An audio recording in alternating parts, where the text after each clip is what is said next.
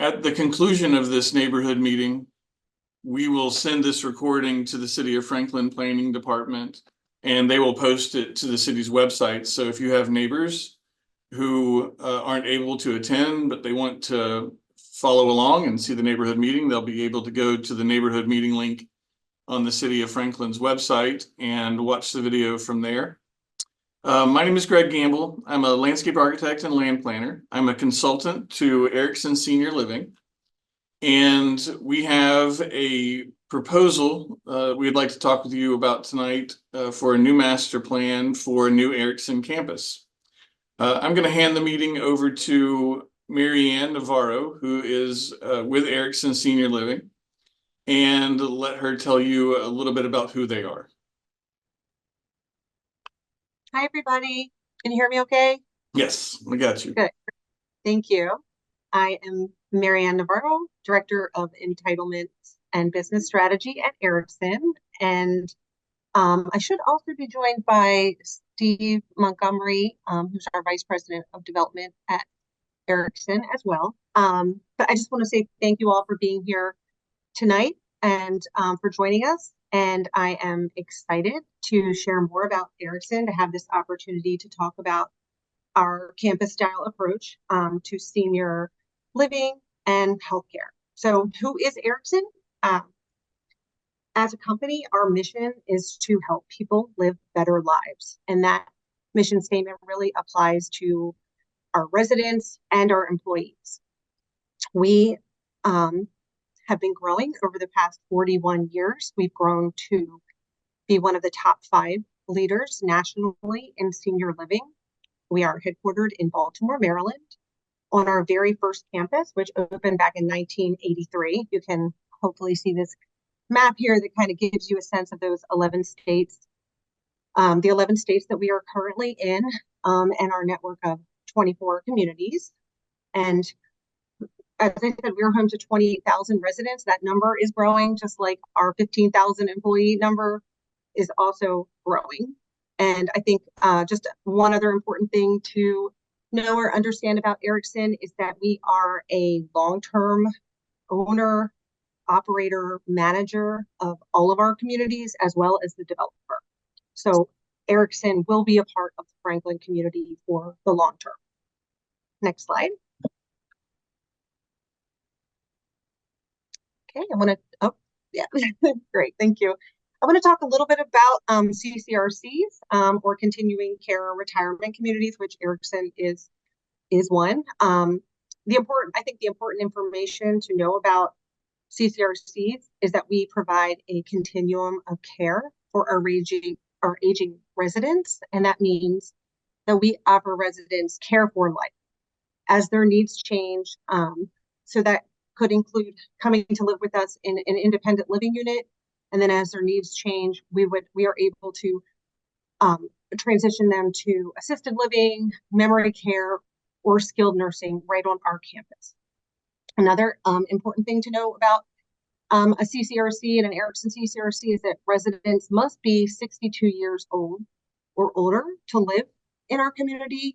This differs.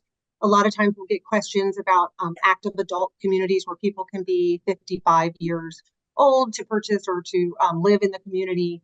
But again, a CCRC, you have to be 62 years. However, that would be very young because we have found that the average age of our resident is like more like 80 years old. And they've often been retired for, 10, 15, maybe even 20 years by the time they make that decision to move to a CCRC. And part of the offer you can see in some of the photos here, we offer apartment style living in a gated community in our independent living units, while also offering a continuum of care right on the campus in what we call our care center. Our residents, all their needs are met on site. They not only would have their apartment, but they would have healthcare, fitness, barber and salon shop, a transportation shuttle, meals provided to them. We have several on-site restaurants featuring current modern dining concepts. So not what you would think, if you would think sort of like a cafeteria style at like a senior citizen retirement home, that's not like the the type of offering at an Erickson community. They really are very contemporary restaurants that are available to residents and their guests, as well as just other amenities would include outdoor activities like bocce ball, pickleball, walking trails, fire pits. We have card and game rooms, things like golf simulation. Those are some of like the more popular or common ones, and lots of resident activities and clubs. I think a main differentiator from Erickson than other senior living providers is that we offer on-site healthcare, which includes full-time physicians that are on-site or on call 24 hours a day. And I believe we are the only senior living provider to deliver primary care exclusively to our residents, and we do that through the Erickson Medical Health Group, which I think is the largest geriatric primary care provider in the country. So that is a big service that we provide. We also provide 24/7 security and emergency medical response services and staff right on our campus. So if residents were to fall or have some kind of medical emergency, we're able to address their needs, be with them, within only a few minutes, and determine whether or not we need to sort of, escalate that level of care if it's something we can handle on site with the medical center, the medical director, or, if it's just something, the resident can go about their day, or if they need, additional medical attention. And then finally, I think an important thing to know about a CCRC is that it's not a traditional for sale or for rent product. So the person living in the unit, they typically would pay at Erickson a one-time highly refundable entrance deposit, and then they would pay a monthly service fee that includes, again, their lodging, their security, the maintenance, meals, activities, access to that security service, medical services, and then things like taxes and utilities. So that's another important element of CCRC. Next slide, please.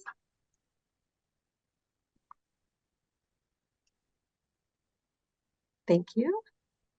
I think this here slide just talks about, I think, probably a trend that most people on this call are familiar with, the demographic trend that there is tremendous growth in citizens over turning 65 and older over the next 20 years, particularly in Williamson County and the city of Franklin. According to local sources, 1 in 4 residents, or 25% of the total Williamson County population and city of Franklin, will be over 65 years old in the next 20 years. And that growth is expected to grow by 100%.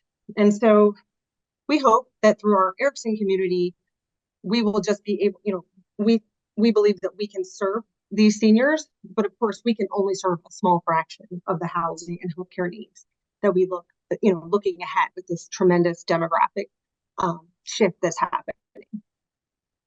Next slide, please. And these are examples of existing Erickson communities all across the country.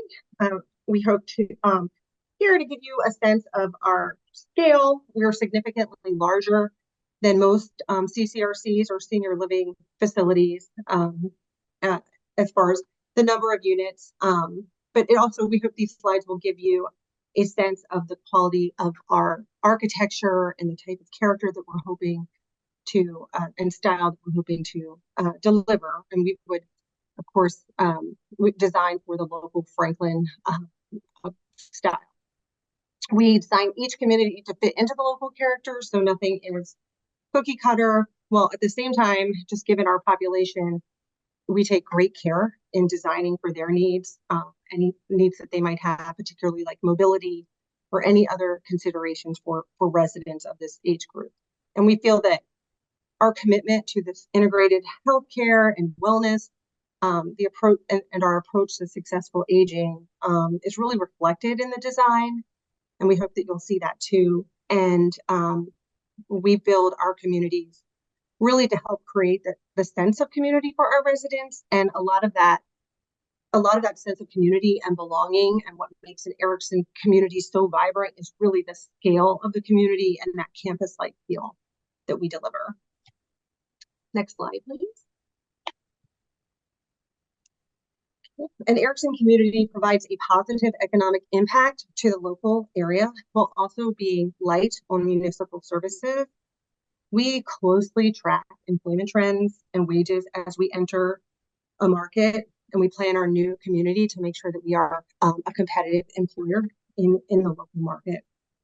We generate significant job opportunities, both from a temporary construction standpoint, but also from a permanent job standpoint. Just to name a few of the types of career opportunities, there's a little bit of a list there, but yes, doctors, nurses, social workers, medical assistants, dining staff, executive chefs, groundskeepers, administrative staff, security, and life safety personnel. So a number of positions that with very competitive wages. We also seek to form partnerships with local workforce development groups and training partners. We've actually already been out into the community introducing ourselves to some of the local workforce development providers in the area. We also create a positive tax revenue through property taxes, as well as payroll and some sales tax, while not contributing to a local enrollment at public schools.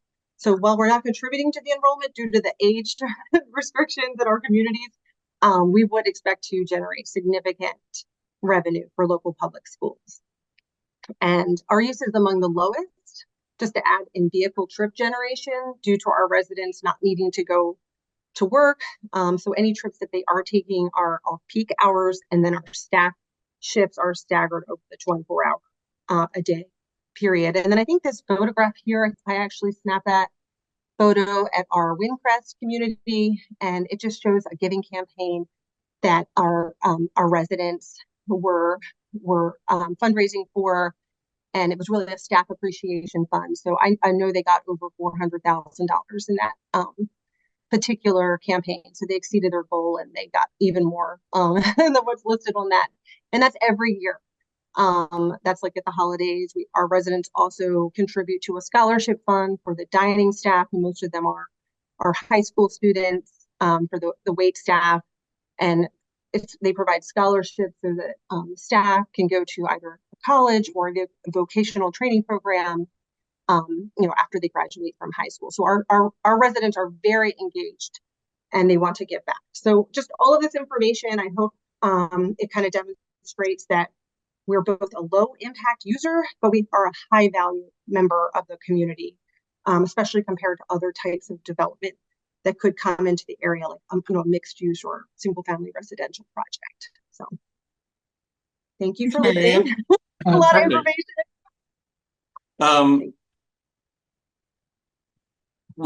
Just want to start. We have two ways that you can communicate with us tonight. We have the chat feature enabled. And if you have a question, just take yourself off mute. I just ask that you let me get through the full presentation, and then we will have time to answer questions. We do have a hard stop tonight, just before 6:30, and we'll try and get in all of your questions and do our best to answer them prior to 6:30. If you have a question you don't want to forget, please open up the chat and just type it in, and we'll do our best to get to it at the conclusion of the presentation. The property that Erickson is looking at is approximately 70 acres in size, and it's just off of Paytonsville Road, south of Goose Creek Bypass. In about 2018, there were a number of property owners that requested annexation into the city of Franklin. The area right around Paytonsville Road has seen approximately 850 acres annexed into the city of Franklin since 2018.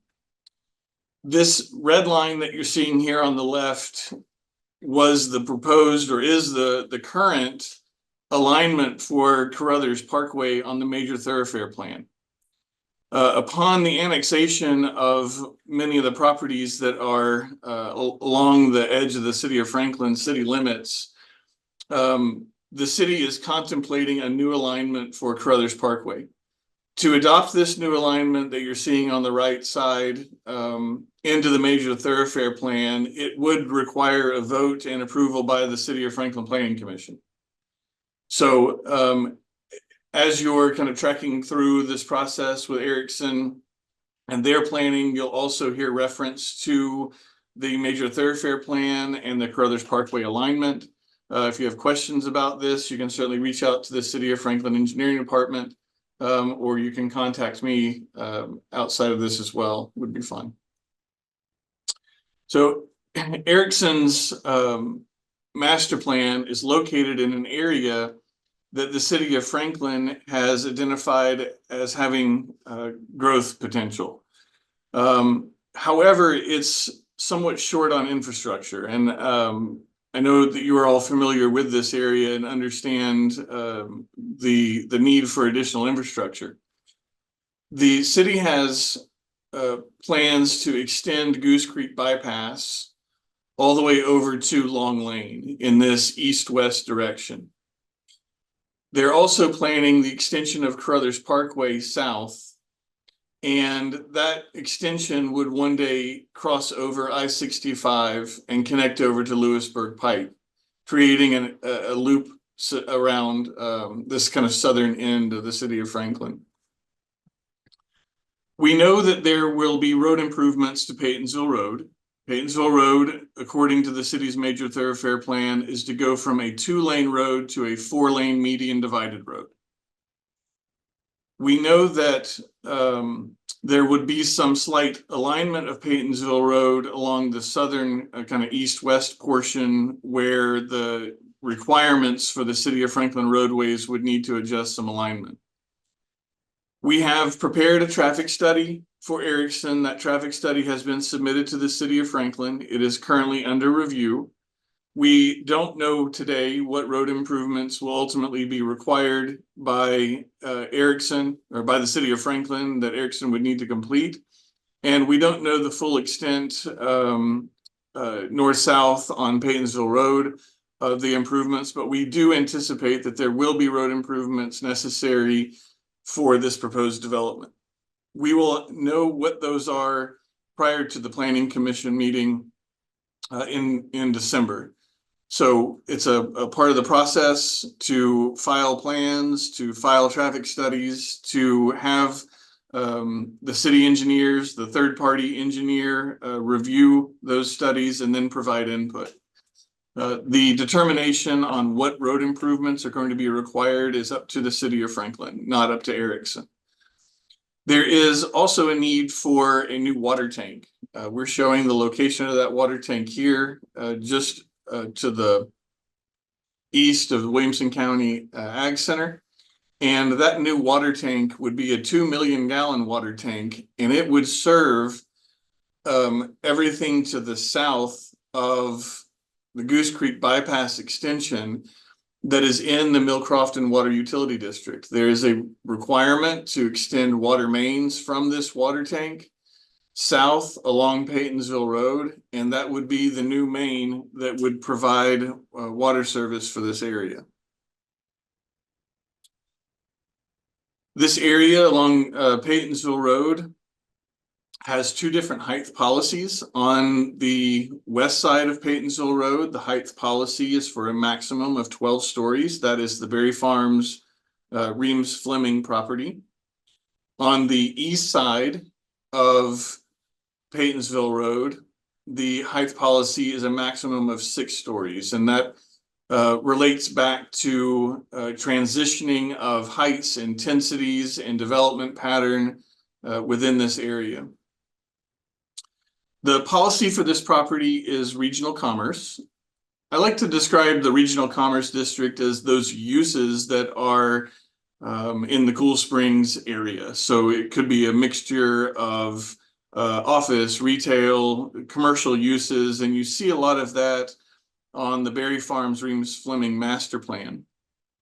The Reams Fleming Master Plan was approved early in the 2000s, about 2004 to 2006, and in that master plan, they established access points onto Paytonsville Road.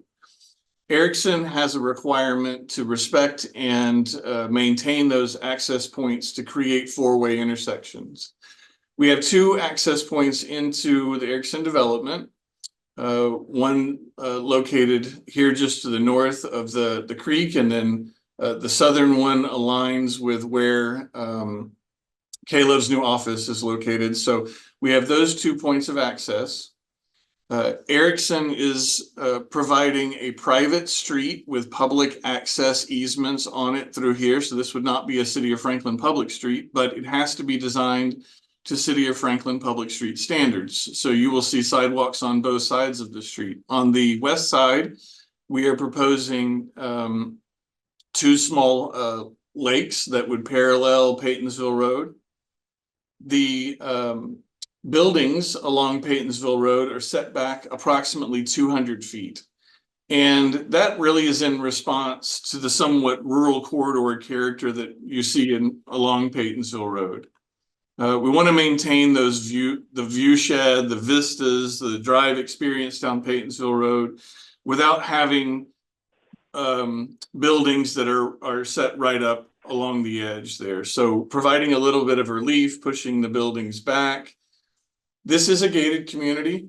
There will be a 24-hour security on the Erickson campus. And this main entrance coming in here would be the location that, would be where the security officers would be located. Along to the south, we have a second access that would be the main drive back to the assisted living facility located here. The intent of the master plan and the design of the master plan starts first and foremost with the walkability, pedestrian activities, not only outside around the buildings, but internally inside the buildings. You can see these covered areas that are connecting from building to building. These covered areas may be elevated above the road so cars can drive underneath them. They may be located at ground level, but these connections are so that residents can maneuver through the entire campus, rain or shine, on hot days or cool days, and have the comfort of being able to stay inside. Now, outside we'll also have a interconnected pedestrian sidewalk system that will link all of the amenity areas throughout the campus. As Mary Ann mentioned, there are 5 restaurants that are associated with the master plan, and that's to provide a different food experience for restaurants. So you may have one that's a sports grill, you may have one that's more of a fine dining, you may have one that's more of a sandwich shop or a coffee shop with breakfasts. And so again, it's to provide variety. Those are located around the Central Park and the kind of the main open space that welcomes you into the heart of the Erickson community. This shows you from a bird's eye perspective what that look and feel of the building set back about 200 feet from Paytonsville Road and the open space that will be provided along Paytonsville. This shows you that connected canopy, that connected hallway. It is heated and cooled and connects from one building to the other, but still allows for vehicles to traverse the site. On the roadways, we will have on-street parking, sidewalks along the street. We will have residences on the ground floor that will have direct access out onto the sidewalks, as well as connections to the internal hallways within the buildings. Again, this is a campus because of Erickson's size that can be packed full of amenities. We will have 2 motor courts for van pickup. Most of the residents prefer to travel in groups with their friends if they're going to the grocery store or out for dinner. And Erickson provides van shuttle service, and we have a motor court here on the left, and we have a motor court down here. Down here on the left and up here on the right. So those are 2 points of connections for those. We will have a small amphitheater for outside music. We'll have park space. This building located here that's kind of separate from the larger buildings, this is the one of the amenity buildings. This will have an indoor swimming pool, as well as an indoor theater and some indoor activities there for residents. This view is to the Central Park, so you can see the intentional open space that is flanked or lined by the buildings, but this is kind of the welcoming aha in the middle of the campus and kind of the central area where we'll have most of the resident gatherings. This shows that same view from a bird's eye looking back to the main entrance in the open park. On the south end of our campus, we have a more formal lawn. This is more of an informal area. More of a formal area that will have outdoor gardening club for those who want to participate in planting and maybe growing some of their own food. We'll also have 2 pickleball courts, and we'll design this as a connected amenity for outdoor space. With that, I'd like to turn it over to questions. We've got a few that are here on chat, and the first one is what is south of the lake in front of the entrance? South of the lake in front of the entrance. There are 2 existing properties here that are south of this lake. I'm assuming this may be your question, Kelly, but there are 2 properties here that have existing residential homes on them now that are not included as a part of the master plan. Those are not a part of the rezoning request. Why is Erickson excluded 2 lots in the southwest corner? Those 2 properties are not a part of the proposed rezoning. They're not a part of the proposed campus for the development. In Envision Franklin, they are identified as regional commerce, just like the Erickson property. So they have the potential of becoming office space or restaurants or retail, something that would complement this area and complement what's happening across the street as well.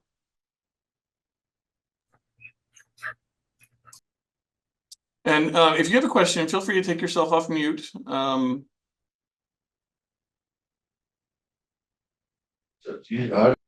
long is the build out of this community? This development will be built out in phases. Obviously, getting the Central Park and the core in the first phase is pretty important. We are still working with civil engineers to best understand how grading and phasing and those sort of things would work in concert with each other. I would think this part of that. So they've got. So I'm gonna put you on mute just while you're talking for a minute. Sorry. I would think that development build out would be somewhere between 6 and 8 years. Does that sound right, Marianne? Yeah, that's right. That's about right. We would seek to get Peggy, the first. I put you back on mute. Oh, sorry, Marianne. I didn't know you were talking. Oh, no, it's okay. Well, we would seek to build that first phase and any associated infrastructure, those first 3 buildings, and then a building, probably about a building a year to 18 months after that. We don't build speculatively, so we would build based on demand. I'll also add that any road improvements, Paytonsville Road or Goose Creek bypass, would happen in the first phase. They would need to be done right at the beginning. Peggy, I took you off. I put you back on mute while we were answering that question, but feel free to unmute yourself if you have a question that you want to ask.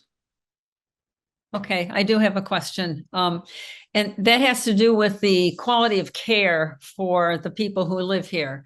What is Erickson's approach to ensuring that these amenities all stay open? Because there are other facilities in our region where they've had to close down the bistro, they've had to back off on some of the amenities because they don't have the labor. So there's basic labor. Then there's healthcare in terms of the people who are helping to care for the residents. What does Erickson do that makes Erickson different to ensure that the quality of the people who are providing these services is both consistent and a high quality level. Yeah, and I think that's definitely been something that we have heard as we've been meeting with folks and studying the market here, is just like maybe some challenges with employment. I would, as I think I touched on a little bit when I was talking, like we really study the workforce trends in the area to make sure that we are delivering a very competitive wage. And then I talked about our mission is really to help people build better lives. So like we believe that people are going to want to work at Erickson and stay at Erickson and be part of the Erickson family. It is not uncommon for people to, when we open a new community, for people our existing employees to move to the new community because they have family in the area or they're looking to kind of relocate in the area. We've had so many people that have started in our dining programs and they stay with the company. It's not uncommon for them to come back years later or work in our finance department, accounting department, or as a medical health. So I hope a part of it is the challenge, but it's the culture to meet that challenge. But I think a lot of it too is just our research before we're going into an area to make sure that we are a very competitive and a sought after employer. Well, with 41 years of history, I would hope that there'd be some data on how long people stay and the qualifications of the medical personnel in particular, because these are big dollars.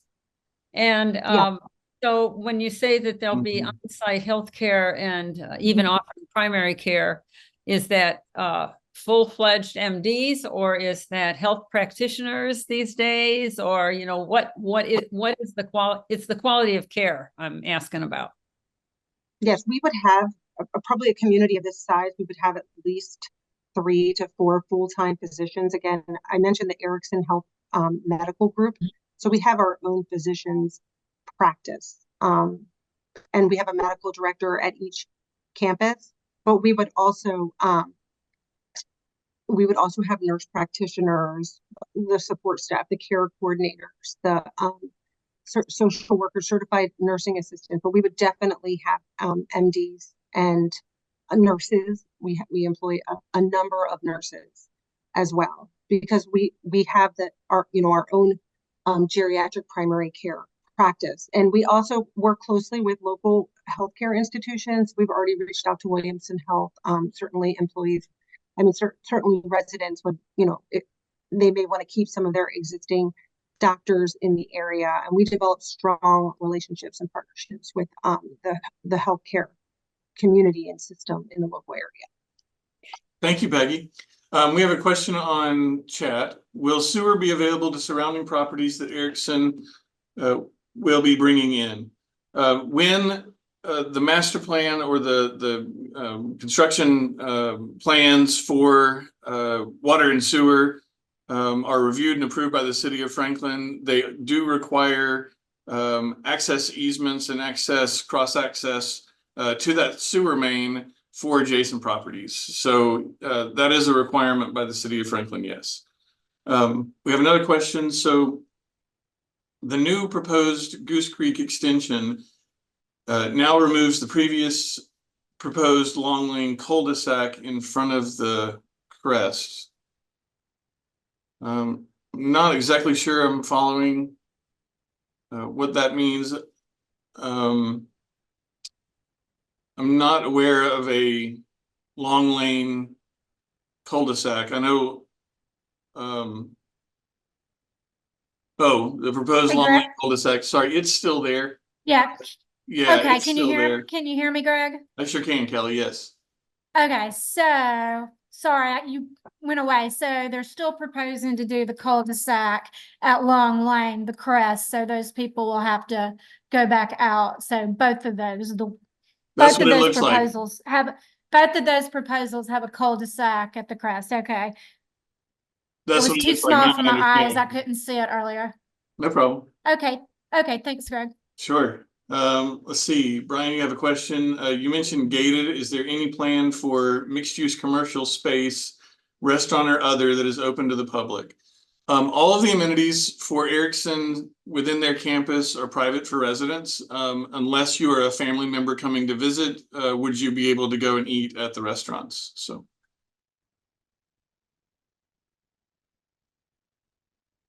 Hi, this is Karen Ham, one of the owners of one of the 2 lots on the southwest corner Hi, Karen. of the proposal. Hi. Erickson Senior Living sounds like it's a great addition to the community. We're not against anything you've presented tonight, but we're still questioning when Erickson puts out on their website that they're always working with the community. And we never received any further conversation, and I'm still curious as to why we've cut these 2 lots out. Well, Yeah. the neighborhood meeting is kind of the first step in our process, and it is a community engagement meeting. And so this is a part of that kind of reaching out and hearing from the community about the community. The area that we're proposing the development on was determined to be sufficient in size for their master plan campus. And so they didn't need to expand the footprint of that. The infrastructure to be built on Paytonsville Road, the water line, the water tank that's being brought down, the sewer extensions that are going to be required for Erickson will certainly improve any future development position for the 2 lots that are along Paytonsville Road for sure. Yeah, thanks, Greg. And yeah, I would say that certainly make efforts to reach out to surrounding property owners as well as the community at large as we're studying the site and what a potential opportunity, and what Greg said is correct about once we began to really study our needs, did some of our consumer research and what we believe is the market for senior living in this area, we determined that we did not need any additional property. Yeah. Thank you.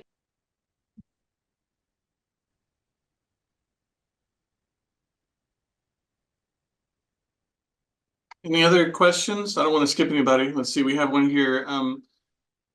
What would you be doing to prevent potential flooding from the proposed water features? Stacy, I'm assuming you're talking about the ponds that are here. Those ponds would have to be designed in order to have enough capacity to capture any storm events that required by the city of Franklin. So we would also, it is also designed to follow the natural way in which water flows on this site. There is a conveyance that runs north-south along this corner. That conveyance would still be used to move stormwater. When Paytonsville Road has new construction, there will be stormwater infrastructure and storm pipes that will be put into Paytonsville Road that would accommodate the water leaving the site as well. So stormwater is one of the most scrutinized elements of a master plan by the city of Franklin. So taken very, very, very seriously.